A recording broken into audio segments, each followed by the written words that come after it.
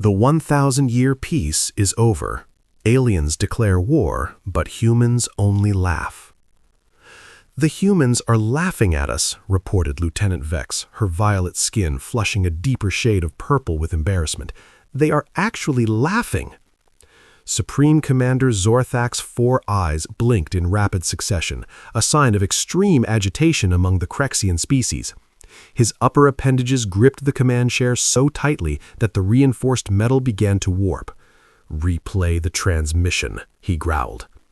The main view screen flickered to life, showing the face of the human representative, a female with auburn hair cut short against her skull and eyes the color of Earth's oceans. Her name was Admiral Tessa Monroe, Supreme Commander of Earth's Defense Forces. "Let me get this straight. You, the mighty K-Rexian Empire, are declaring war on humanity because we refuse to give you exclusive mining rights to an uninhabited rock at the edge of our solar system?"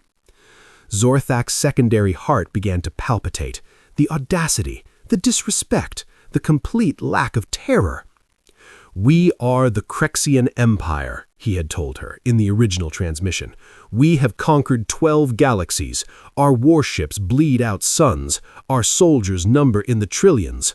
The 1,000-year peace treaty signed by your ancestors has expired, and we choose not to renew it. Surrender now or face extinction." And what had this human done? Laughed. Actually laughed. "You realize we've been watching you guys for the past 1,000 years, right? We've been monitoring your communications, studying your technology, analyzing your tactics. The treaty wasn't for our protection, it was for yours." The bridge fell silent. 50 of the Empire's highest-ranking officers stared at their Supreme Commander, waiting for his reaction. "She's bluffing," whispered Science Officer Krell, her voice barely audible. "They must be bluffing." "Are they?" demanded Zorthak, turning to his intelligence director, Lormar. "Explain this reaction. Why aren't they cowering? Why aren't they begging for mercy? They are just one species, confined to a single solar system?" Director Lormar stepped forward, his exoskeleton clicking nervously. "Supreme Commander, our intelligence on humans is limited. The treaty prevented direct observation. We know they were primitive when we first encountered them. They had just achieved spaceflight.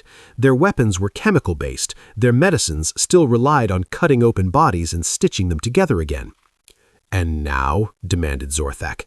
"We don't know," admitted Lormar. "The treaty kept us 5 light-years from their system at all times. We have detected unusual energy readings over the centuries, but nothing conclusive. It's possible they have advanced." Zorthak snorted. "In a mere 1,000 years? Impossible. No species develops that quickly. It took us 15,000 years to achieve interstellar travel." "With all due respect, Commander," interrupted Fleet Admiral Dex, her facial tentacles writhing with concern. "Perhaps we should send a scout ship to assess their capabilities before committing to full invasion, if there's even a slight chance the human is telling the truth." "Enough." Zorthak rose to his full height of 12 feet. "Prepare the Armada. All ships, all warriors. We will darken their skies. We will boil their oceans. We will remind these humans what it means to face the might of the K-Rexian Empire." As the bridge officers scrambled to carry out his orders, Zorthak turned back to the screen, studying the human's face. Admiral Monroe was still smirking. "One more thing," she said in the recording, just before cutting transmission. "When you come, bring something interesting. We've been stuck in this solar system for 1,000 years with nothing to do but prepare for your return. We're really looking forward to seeing what you've got." The transmission ended, and Zorthak felt a sensation he hadn't experienced in centuries. Was it doubt? He shook his massive head, dispelling the unwelcome feeling. "Director Lormar, what is the human military capacity?" Lormar consulted his datapad. Based on 1,000-year-old intelligence, they had approximately 50 million soldiers and 10,000 primitive spacecraft. And our forces? 10 trillion warriors across the Empire, with 500 million currently deployed on our capital ships. The Armada consists of 100,000 warships, each capable of reducing a planet's surface to magma. Zorthak relaxed slightly. The numbers didn't lie. Even if they had advanced, they couldn't have matched that kind of military might. "There's something else, Supreme Commander," Lormar said hesitantly. "Speak." "In our initial assessments, we noted an unusual psychological trait.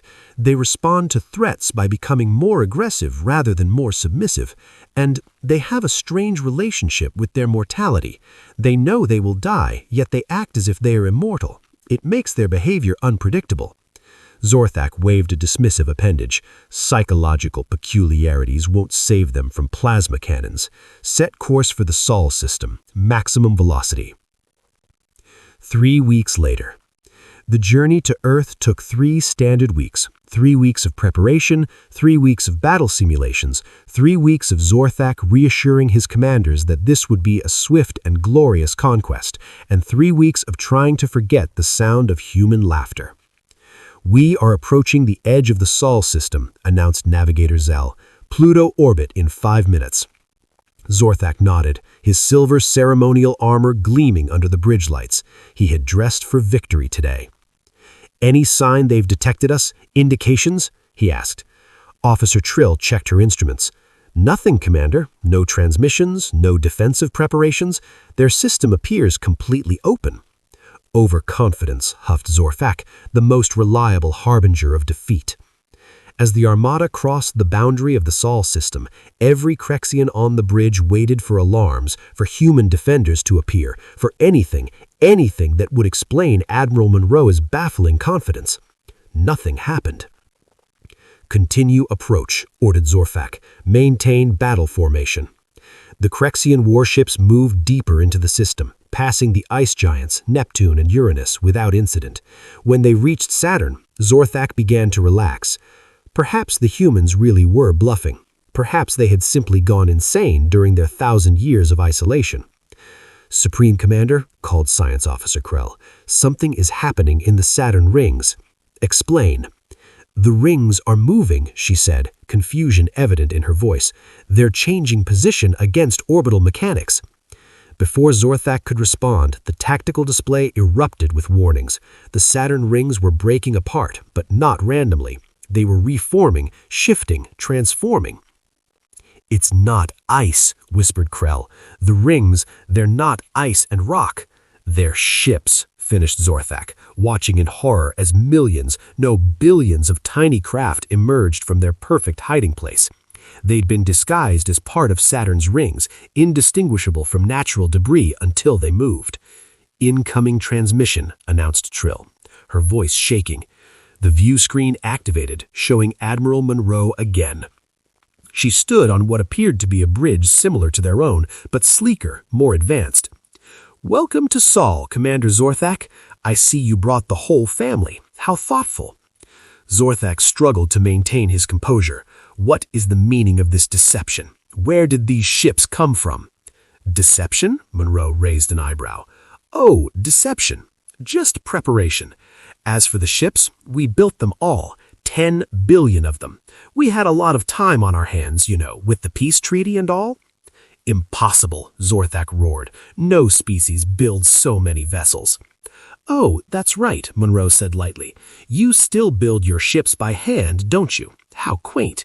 We automated that process about 800 years ago. These days, our fabricators can produce a fully functional warship every 1.3 seconds. We did the math." Zorthak turned to his tactical officer. "Weapons status?"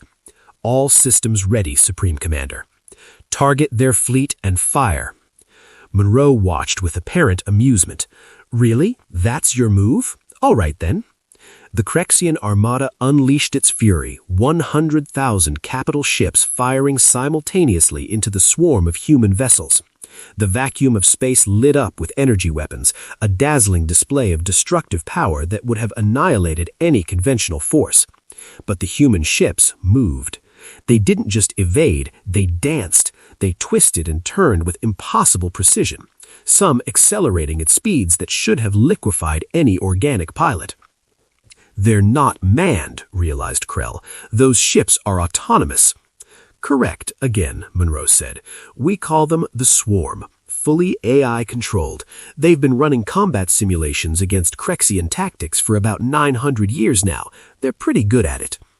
Not a single human vessel had been hit, not one. "Our turn," Monroe said, her smile fading. "Just a small demonstration." A group of human ships, perhaps 1,000 out of the billions, broke formation and accelerated toward the K-Rexian fleet. They were tiny compared to the massive K-Rexian warships, each no larger than a planetary shuttle. "Defensive screens at maximum," ordered Zorthak. The human ships didn't fire. Instead, they simply passed through the K-Rexian defense screens as if they weren't there. They made contact with the hulls of 20 K-Rexian warships and simply phased right through solid metal. Seconds later, those 20 K-Rexian warships simply came apart at the molecular level, disintegrating into clouds of component atoms. "Phase shift technology," explained Monroe.